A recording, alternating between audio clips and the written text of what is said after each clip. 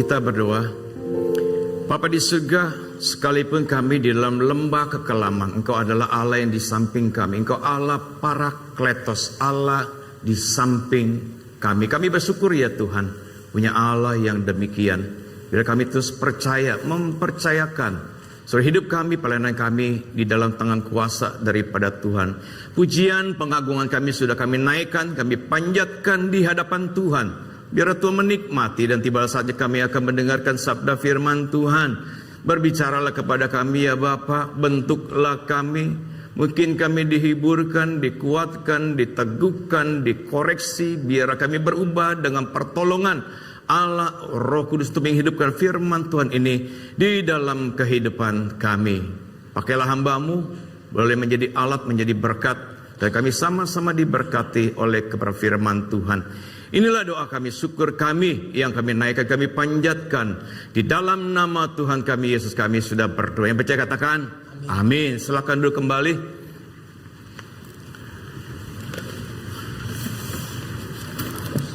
Oke Bapak Ibu Saudara sekalian, tema kita pada pagi hari ini adalah kesetiaan dalam pelayanan. Namun demikian saya mau menyapa jemaat dulu ya. Selamat berulang tahun kepada berapa rekan kita yang berulang tahun sepekan ini. Tanggal 22 ada Wan, 23 ada Jason, 25 ada Seni, Emi, lalu ada Yohanes Wirawan. Ya terus bertumbuh. Ya kalau ulang tahun sepekan saya nggak punya datanya. Ya ada yang saya ucapkan, ada yang tidak saya ucapkan. Tapi doa saya sudah sampai kepada Tuhan. Ya begitu juga dengan KU yang lain. Nah kita bersyukur ya hari ini kita akan baca firman Tuhan. Matius 25 tapi nggak seluruhnya, yaitu ayat 21 dan ayat 23 ya. Bapak Ibu sekalian bisa buka karena nggak ada di slide di depan ya. Matius 25 ayat 21 dan ayat 23. Saya akan membacakan buat Bapak Ibu Saudara sekalian. Ayat 21 dari Matius 25. Demikian bunyi firman Tuhan. Maka kata tuannya itu kepadanya, baik sekali perbuatanmu itu, hai hambaku yang baik dan setia. Engkau telah setia dalam perkara kecil, aku akan memberikan kepadamu tanggung jawab dalam perkara yang besar. Masuklah dan turutlah dalam kebahagiaan Tuhanmu. Ayat 23. Maka kata tuannya itu kepadanya, baik sekali perbuatanmu itu, hai hambaku yang baik dan setia. Engkau telah setia memikul tanggung jawab dalam perkara yang kecil. Aku akan memberikan kepadamu tanggung jawab dalam perkara yang besar. Masuklah dan turutlah dalam kebahagiaan Tuhanmu. Nah Bapak Ibu Saudara sekalian, hari ini firman Tuhan akan saya mix dengan pembinaan Kambium. Seri yang kedua yaitu bertumbuh di dalam Kristus. Nah tadi saya sudah bacakan dua ayat dalam satu perikop Matius 25 ayat 1-30, tapi yang akan dibahas adalah ayat 14 sampai 30. Nah, perumpamaan tentang talenta adalah bagian dari pengajaran Tuhan Yesus, yaitu mengenai apa? Mengenai kesiapan menyambut kedatangannya kembali yang kedua. Dalam konteks ini, Yesus tidak hanya berbicara tentang menunggu kedatangannya, tetapi tentang bagaimana kita hidup dan bagaimana kita melayani dalam masa penantian tersebut. Nah, seringkali kita berpikir bahwa Tuhan hanya memperhatikan hasil yang besar. Namun melalui perumpamaan ini Tuhan menekankan sesuatu yang lebih penting dari semua itu, yaitu apa? Kesetiaan. Dan hal ini sejalan dengan pemikiran daripada John Calvin yang mengatakan demikian. Tuhan tidak menuntut kita berhasil menurut ukuran dunia, tetapi setia dalam apa yang Ia percayakan. Pertanyaannya adalah apakah kita setia dalam pelayanan yang Tuhan percayakan kepada kita? Nah sebelum kita masuk lebih jauh, kita akan mendefinisikan terlebih dahulu apa itu pelayanan, apa itu talenta. Kita masuk dalam pengertian pelayanan. Nah, di dalam satu buku Herman Bayer, di dalam bukunya Theological Dictionary of New Testament Theology volume kedua, di dalam halaman 81 sampai 93, dia memaparkan bahwa ada 5 arti daripada arti pelayanan atau diakonias yang asalnya berasal dari kata diakonos. Yang pertama adalah melayani meja-meja. Contoh misalnya seorang pelayan yang melayani tuannya, seorang budak, seorang pelayan Kalau dia sedang makan lalu tuannya pulang, lalu tuannya memerintahkan kepada pelayan itu untuk melakukan sesuatu, maka dia harus meninggalkan makanannya lalu melakukan apa yang diperintahkan oleh tuannya. Atau juga seperti Marta yang melayani, menyediakan makanan bagi Yesus, atau pelayanan praktis menyumbang orang-orang yang berkekurangan. Itu yang pertama. Yang kedua, arti pelayanan adalah memberi pertolongan. Contoh misalnya perempuan-perempuan yang memberikan pertolongan, membantu Yesus dan rombongnya 12 murid ya dengan kekayaan mereka. Di sana ada Yohana ya, istri Kusa yang adalah bendahara daripada Herodes. Di sana juga ada Susana dan ada banyak perempuan yang lain. Atau memberikan pertolongan kepada orang-orang yang berkekurangan. Ya misalnya kita memberikan makan, kita memberikan minum, kita memberikan tumpangan, tempat teduh, ya atau kita melawat. Itu arti yang kedua. Yang ketiga, pelayanan di dalam gereja atau di dalam masyarakat. Nah ini kita harus menggunakan karunia yang ada untuk apa? Bekerja melayani Tuhan di dalam gereja Tuhan untuk membangun tubuh Kristus dan bahkan kepada masyarakat, termasuk di dalamnya pelayanan firman, doa dan pelayanan firman. Contoh misalnya baksos yang kita lakukan kepada warga yang di belakang itu adalah salah satu bentuk pelayanan yang bisa kita lakukan. Lalu juga keempat, mengumpulkan uang untuk orang-orang yang berkekurangan. Contoh misal Rasul Paulus mendorong jemaat Korintus untuk apa? Mengumpulkan dana untuk menolong jemaat yang ada di Yerusalem, yang sedang mengalami kesusahan.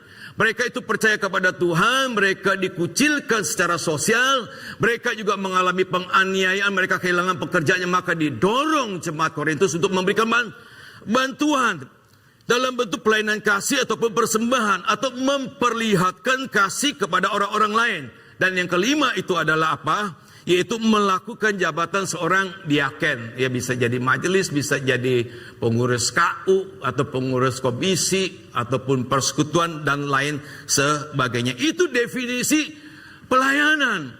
Lalu apa itu talenta? Talenta secara harafiah itu adalah satuan uang atau mata uang yang sangat besar ya di zaman Alkitab. Lebih spesifiknya itu adalah sama dengan 3.000 sikal perak ya, atau yang beratnya 34 sampai 36 kilo perak.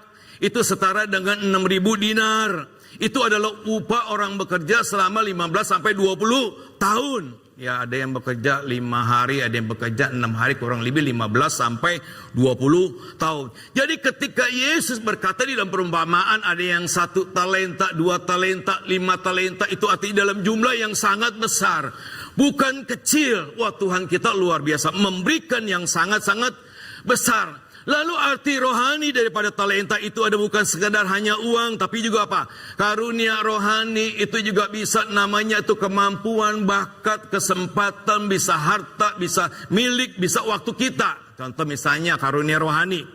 Setiap yang namanya orang yang percaya kepada Tuhan, dia pasti memiliki paling tidak 1 karunia. Dan tidak ada orang yang namanya yang sudah percaya kepada Tuhan memiliki seluruh karunia. Jika dalam pelayanan kita membutuhkan 1 karunia tertentu, kita bisa minta kepada Tuhan, dan hak prerogatif itu ada di dalam tangan Tuhan. Jadi Tuhan yang akan mengabulkan dan tidak mengabulkan apa yang kita minta di hadapan Tuhan.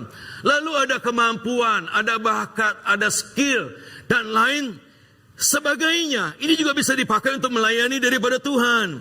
Bakat bisa menjadi sarana karunia, tetapi tidak otomatis sama. Tuhan sering memakai bakat bakat alami seseorang untuk menjalankan karunia daripada rohani.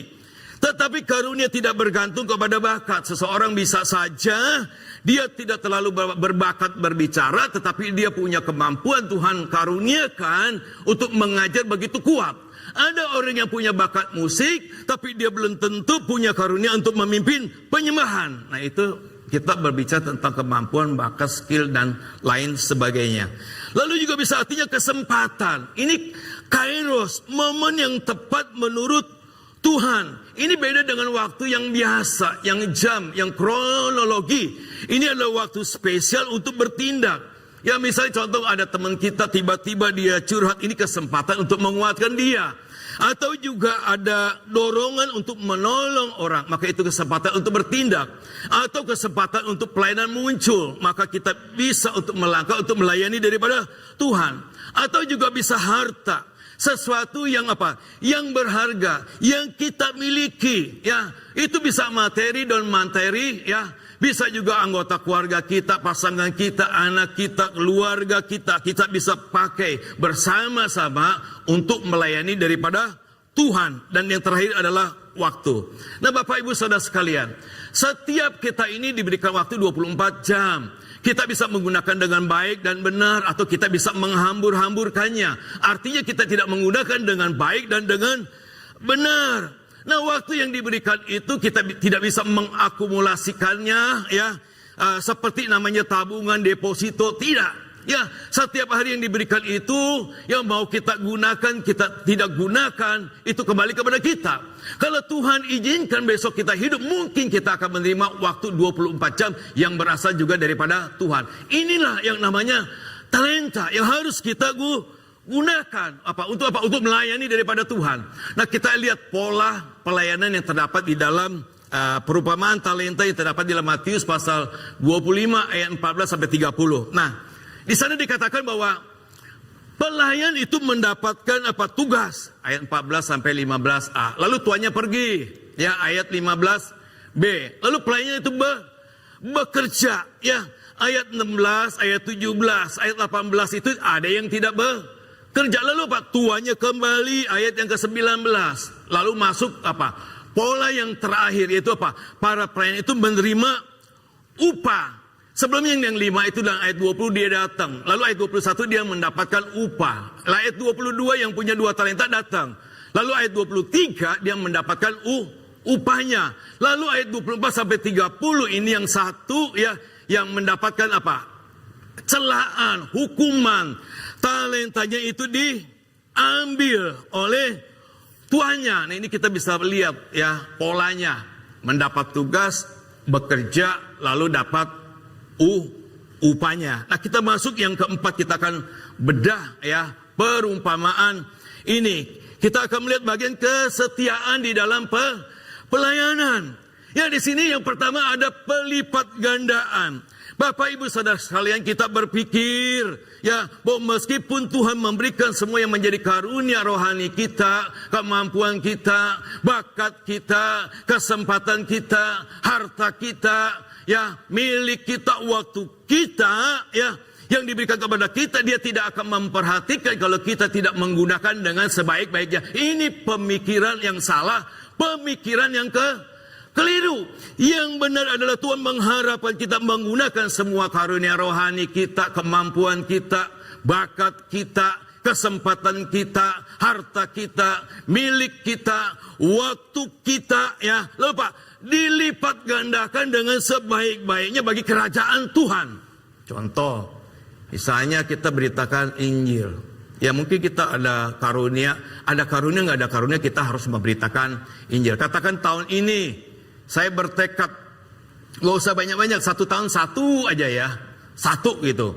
Ya, tahun ini kan nanti akan jadi 2. Nah, tahun kedua saya akan cari lagi dalam 1 tahun itu 1 jiwa. Orang yang saya menangkan dimuridkan, lalu dia juga komitmen 1 jiwa. Tahun yang kedua akan ada 4. Tahun yang ke-10 ada 1024 orang. Tahun yang ke-10 ada 1 juta orang. Tahun yang ke-20 ada 1 miliar orang. Tahun ke-33 seluruh dunia, ya, dia percaya kepada Kristus. Kalau ada pelipat gandaan. Firman Tuhan mengatakan demikian. Sebab anak manusia akan datang dalam kemuliaan Bapanya, diiringi malaikat-malaikatnya. Pada waktu itu ia akan membalas setiap orang menurut perbuatannya. Wahyu 22 ayat 12. Sesungguhnya aku datang segera dan aku membawa upahku untuk membalaskan kepada setiap orang menurut perbuatannya. Maka harus dilipat gandakan oleh setiap kita. Itu yang pertama. Yang kedua, berpengaruh besar dalam kekekalan.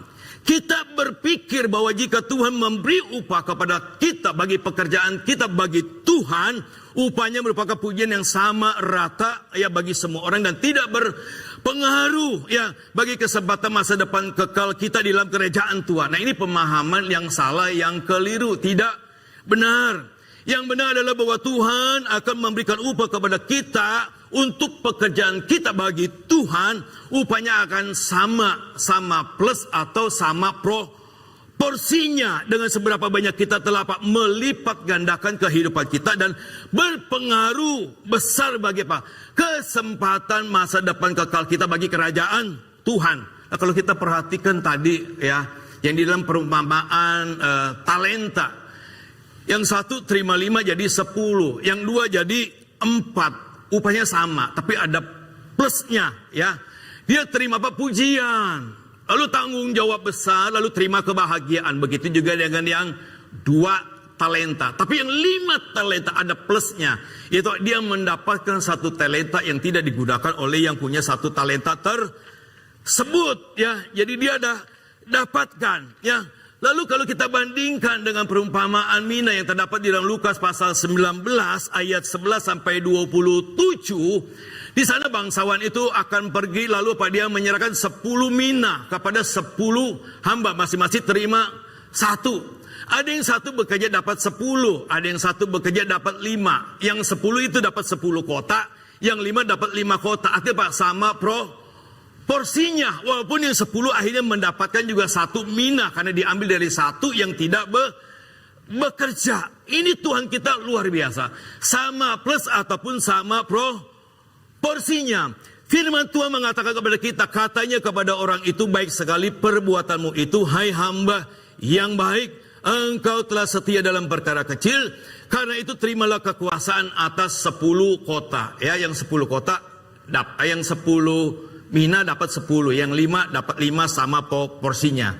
Maka kata tuannya itu kepadanya, baik sekali perbuatanmu itu, hai hambaku yang baik dan setia, engkau telah setia dalam perkara kecil, aku akan memberikan kepadamu tanggung jawab dalam perkara yang besar.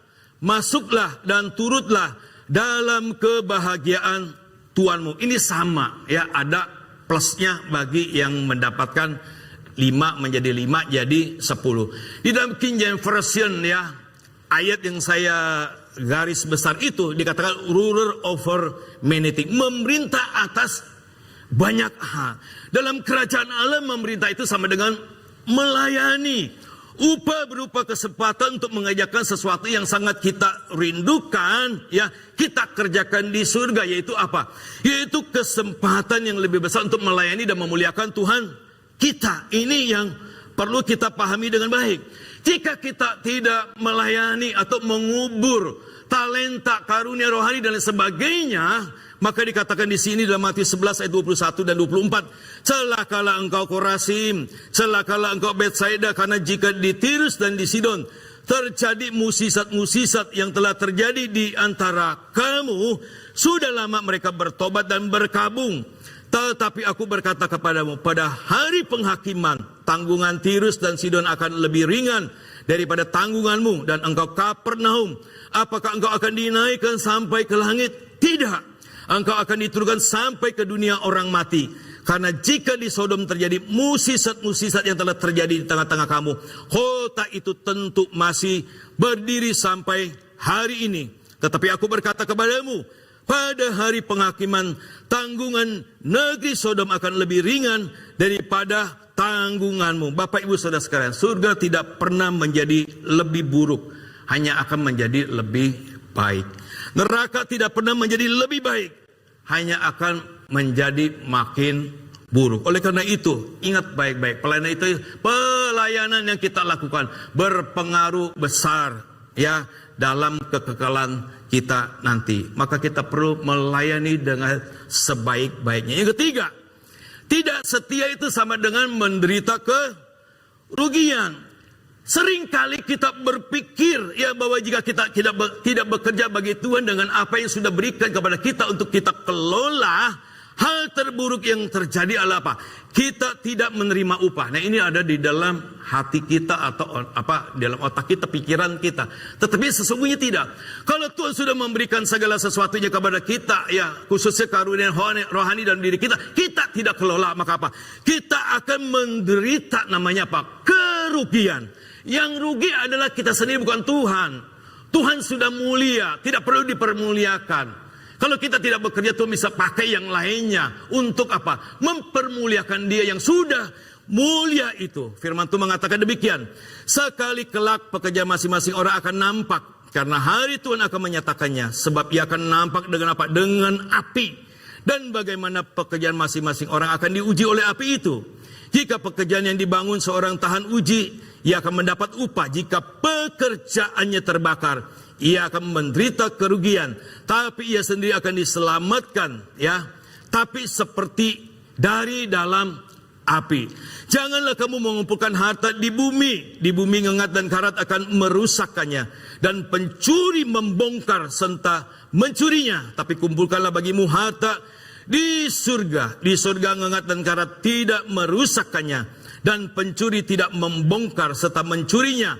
Karena di mana hartamu berada, di situ hatimu berada. Wah, kalau udah kebakaran, bukan saja air banjir menghabiskan harta kita, tapi juga kebakaran menghabiskan segala sesuatu. Kalau kita tidak menggunakan, kita akan kebakaran. Kita lihat satu kota Centralia di Amerika yang terbakar habis, ya.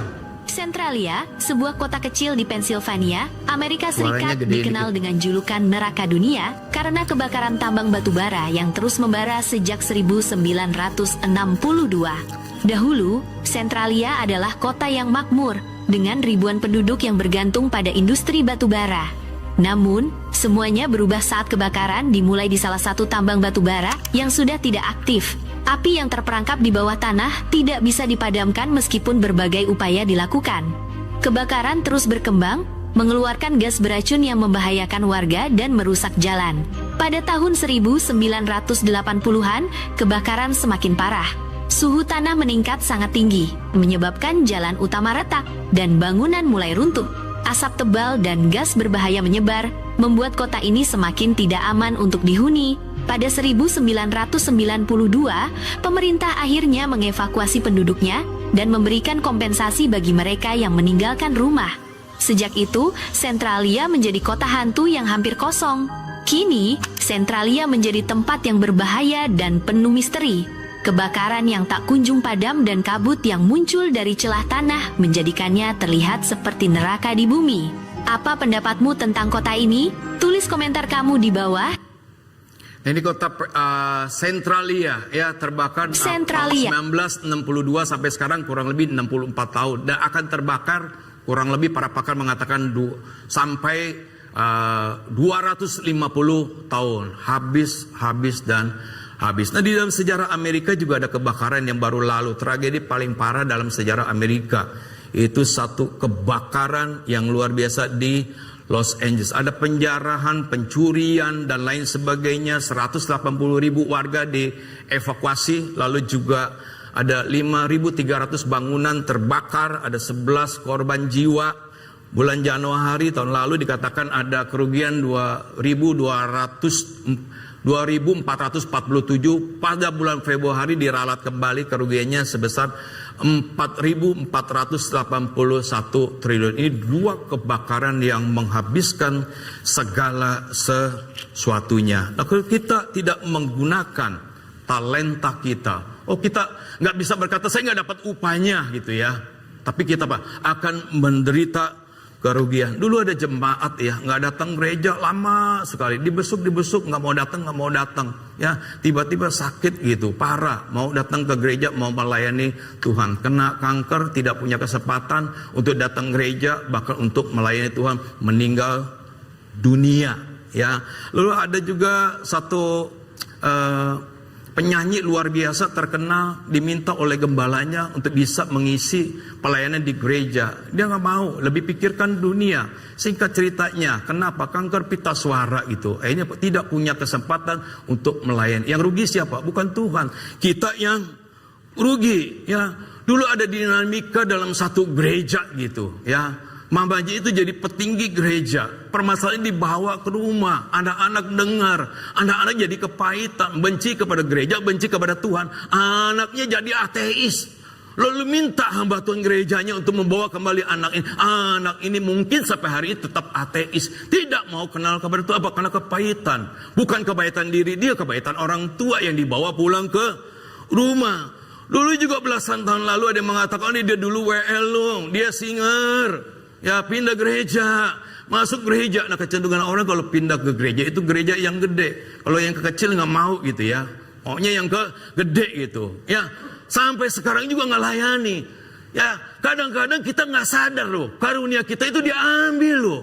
Muncul darah-darah muda yang mungkin lebih baik daripada kita, Tuhan pakai dia, Tuhan kasih mereka.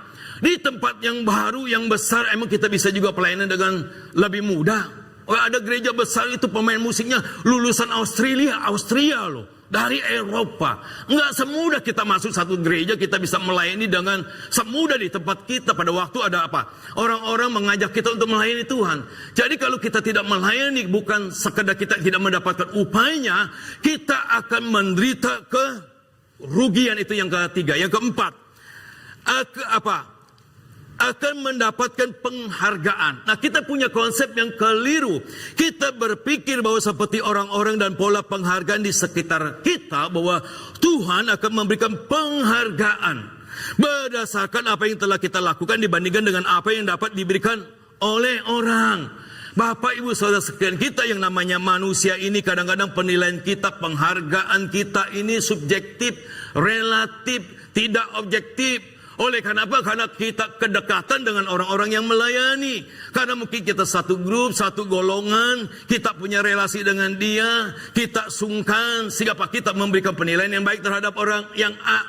Yang B, kita tidak memberikan penghargaan yang objektif. Itu bisa terjadi. Manusia sering mengkaitkan bahwa keadilan itu dengan apa? Siapa yang lebih baik dengan siapa, bukan siapa sudah maksimal sesuai dengan kapasitasnya. Nah, ini yang perlu kita dengan jeli memberikan penilaian, memberikan penghargaan. Lalu ada keterbatasan kita sebagai manusia melihat potensi dan niat seseorang. Oh, kita nggak bisa selami hati manusia.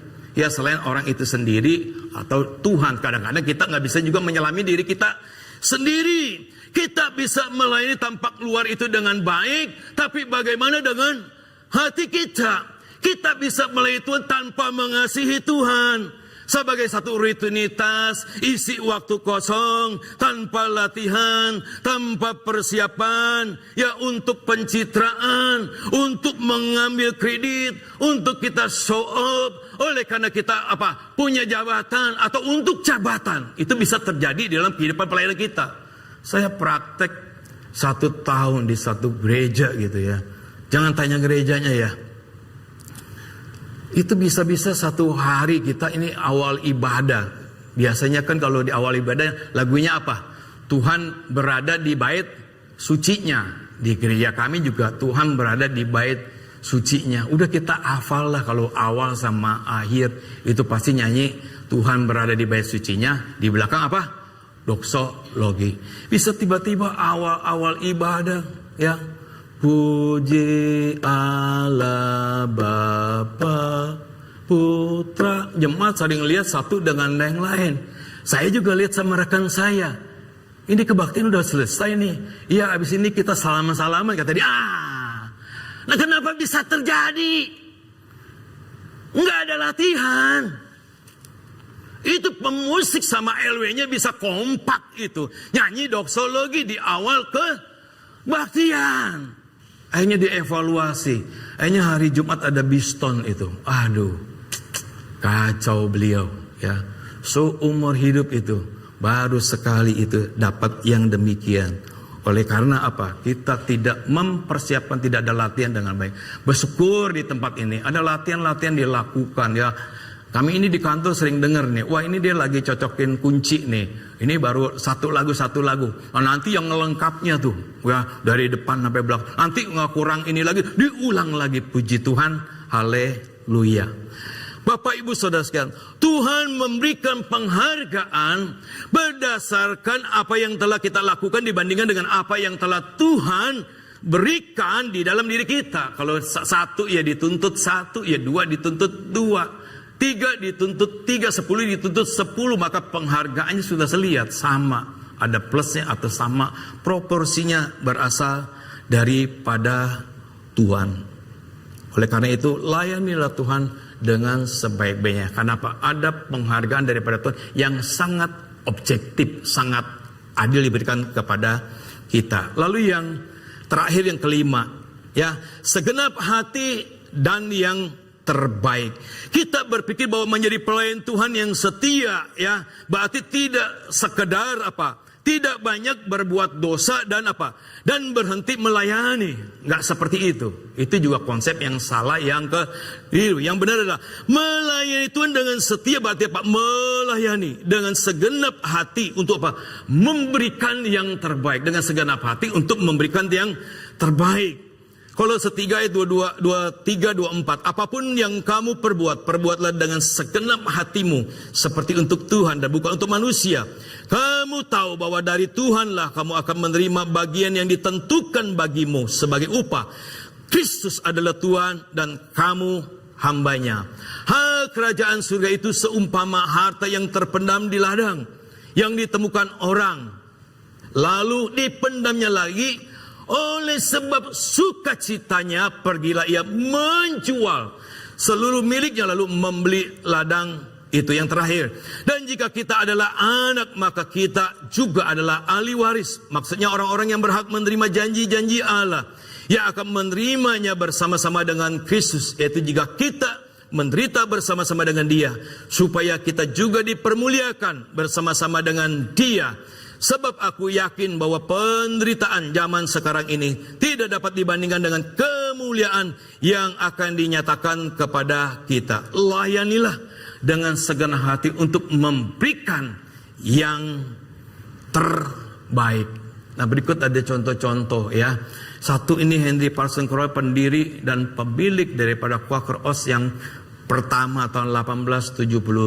Dia punya moto demikian: bila hidupku dapat senantiasa dijalani untuk menyukakan hati Tuhan, aku akan luar biasa berbahagia. Dia memberikan persembahan 10%, 20%, 30%, 40%, 50%, 60%, 70% untuk pekerjaan Tuhan. Yang kedua, Stanley Tam, pendiri dan pemilik Plastic Corporation, diubah menjadi Jesus Christ Company. Dia berkata, Tuhan adalah pemilik usahaku. Dia memberikan persembahan 10%, 20%, 30%, 40%, 50%, 60%, 70%, 80%, 90%, 100% dari hasil usahanya untuk Oriental Mission Society, menjangkau orang-orang di seluruh dunia. Eusebius, penulis sejarah, menulis buku mengenai cara matinya murid-murid Yesus pada tahun 325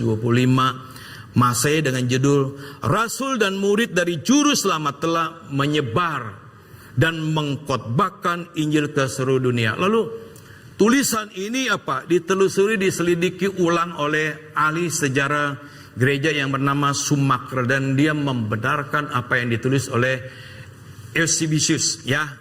Dia berkata, salah satunya murid Yesus dalam perikop yang sudah kita baca ditulis oleh Matius. Siapakah Matius ini? Matius ini adalah Lewi, ya. Dia adalah pemungut cukai, betul? Ya, dia matinya bagaimana? Dia matinya meninggal dunia, ya, karena disiksa atau dibunuh, ya, dibunuh pedang di Ethiopia. Saya ralat ya, bukan Lewi, Matius, ya. Dia pemungut cukai tapi matinya dipakai oleh Tuhan memberitakan Injil, disiksa, akhirnya dibunuh dengan pedang. Dia melayani segenap hati, memberikan yang terbaik. Ini ada satu ilustrasi yang sering saya pakai. Ini sungguh menginspirasi saya, ya. Mau nggak mau saya pakai untuk menutup pada hari ini, ya. Misionaris Amerika melayani di India gitu, ya. Satu hari dia berpapasan dengan ibu yang dari jauh dia lihat bahwa dua anak. Dia tahu ibu ini akan mempersembahkan anaknya kepada dewanya di sungai Gangga. Jadi dia berusaha untuk menghalangi ibu ini supaya tidak memberikan anaknya, ya. Waktu dia berpapasan, dia berusaha, tapi akhirnya ibu itu pergi ke sungai Gangga mempersembahkan anaknya. Waktu pulang ibu ini berpapasan kembali dengan misionaris ini. Lalu misionaris berkata kepada ibu ini, "Ibu, kalau engkau harus mempersembahkan anakmu, ya, seharusnya engkau mempersembahkan yang cacat dan yang buta ini, bukan yang normal." Apa jawaban ibu itu? "Tuan, saya tidak tahu Tuhan macam apa yang ada di negaramu. Tetapi di negara kami, di tempat kami, Allahku menuntut yang terbaik. Itu dari mulut orang yang Allahnya beda dengan kita. Pertanyaannya adalah, apakah aku seorang pelayan yang setia dan bertanggung jawab? Bapak, Ibu, Saudara sekalian, kita dapat memiliki jiwa yang diselamatkan, namun hidup kita sia-sia. Kita bisa tidak menggunakan talenta itu, kita tetap masuk surga. Tapi kita menyia-nyiakan hidup yang Tuhan sudah berikan kepada kita. Matius 25:21, maka kata tuannya itu kepadanya, baik sekali perbuatanmu itu, hai hambaku yang baik dan setia. Engkau telah setia dalam perkara kecil, aku akan memberikan kepadamu tanggung jawab dalam perkara yang besar, yang banyak. Masuklah dan turutlah dalam kebahagiaan Tuanmu. Ya, King James dan NIV sama, many things, banyak hal. Oleh karena itu, Bapak Ibu Saudara sekalian, layanilah Tuhan, ya, selama ada kesempatan, selama ada waktu, ya. Belum tentu kita punya kesempatan, ya. Kesempatan bisa hilang, ya. Kadang penyakit bisa datang tiba-tiba, ya. Baru-baru ini saya besuk, waduh, warga ini sakitnya banyak, ya. Ada kejepit L1, L4, L5, ada sakit jantung, pasangannya ada kena tiroid, ada nasofaring, tiroidnya yang sebelah kanan aktif gitu, hidup artinya, perlu cek ulang gitu. Ada osteoporosis, ya. Jangankan melayani, datang ke rumah Tuhan juga betapa sulitnya. Selama kita masih punya kesempatan, apa yang jadi pergumulan kita? Apa yang menjadi hambatan kita? Ya, kalau kita punya kesulitan, punya hambatan, hindari kesulitan, hambatan ini. Jangan apa? Jangan hindari pelayanannya Tuhan kita itu loh. Ya, Tuhan berikan hikmat. Saya ini teolog dan misiolog, saya ngerti pergumulan kita gitu. Ya, hindari kesulitan ini, hambatan ini. Jangan hindari pelayanan Tuhan dan juga apa Tuhannya dan ibadahnya. Ya, kalau teolog mengatakan engkau harus melayani, saya paham. Kenapa? Saya ini teolog dan juga misiolog karena ada di tengah-tengah umat Tuhan. Contoh, boleh cerai gak kita? Nggak boleh. Kalau firman udah cerai gak boleh nikah. Tapi kan faktanya ada anak Tuhan cerai menikah. Salah satunya saya mendoakan orang-orang itu. Kenapa? Teolog dan misiolog, ya, bertentangan. Ya, paling nanti kalau nggak benar, ya saya bertanggung jawab sama Tuhan. Nah, Tuhan, ini pergumulan saya waktu hadapin umat Tuhan, biar saya datang kepada Tuhan. Ingat baik-baik, apapun hambatanmu, kesulitanmu, hindari saja kesulitannya, hambatan. Jangan Tuhannya, jangan pelayanan, jangan ibadahnya. Kita berdoa. Bapa di surga, kami datang di hadapan Engkau, Engkau yang mempunyai pelayanan di gerejamu, dan bahkan Engkau begitu baik memberkati kami. Engkau berikan kami karunia rohani, Engkau berikan kami kemampuan, Engkau beri kami bakat, kesempatan, harta, milik, dan waktu yang berasal daripada Tuhan. Ajar kami Tuhan bisa melakukan dengan sebaik-baiknya, kami bisa melipat gandakannya, oleh karena ada upah yang sangat adil, objektif yang berasal daripada Tuhan. Berikan kami hati yang tenang, kami bisa merenungkan kembali setelah kami kembali ke rumah kami, dan kami mengambil keputusan di mana Engkau ditinggikan, Engkau dipermuliakan, dan kami bisa memakai apa yang sudah Engkau berikan kepada kami untuk kemuliaan bagi nama Tuhan. Biar seumur hidup kami bisa melayani Engkau Tuhan, sampai Tuhan panggil kami. Inilah doa kami, syukur kami yang kami naikkan dalam nama Tuhan Yesus, kami sudah berdoa. Amin. Tuhan Yesus memberkati.